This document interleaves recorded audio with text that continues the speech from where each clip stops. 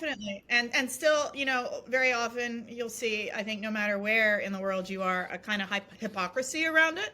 Hmm. Because I had a really hard time finding a venue where it would work, and there were council regulations, and there were people who didn't want to rent to me, and so on. But at the end of the day, Whangarei is a town of about 80,000 people.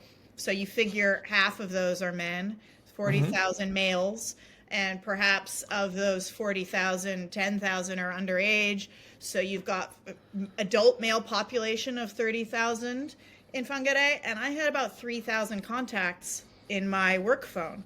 So of all of the Wow. people who thought it was shocking and dirty and they didn't want it in their backyard, a lot of them had me on speed dial. And that's 10%. We had travelers come through as well, but it wasn't nothing, for such a small town.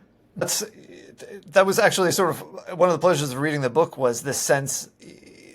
This is an American New Zealand comparison too, but the sense of the scale is always so much smaller here in some of these things. And right from the beginning in the early chapters, when you're like, how are we going to do this? Do we get enough? Do we get enough girls? Do we get enough clients? I'm like, it seems to be the constant challenge of some of these projects in New Zealand is how is it going to be big enough? How is it going to actually get to a size that is sustainable?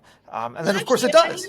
if I hadn't had any restrictions on my advertising, that wouldn't have been an issue. The problem was that Mm. how do you launch a business when you're not allowed to put a sign on the street? You're not allowed to advertise for workers. So there are And some rules, yeah. there's a massive stigma around the work itself. I mean, once the word got out that it was a woman-owned operation and that we were really committed to human rights and dignity and sexual health and safety, I had several women immediately applied. And as our reputation grew over those 3 years, we had more and more women coming to work with us.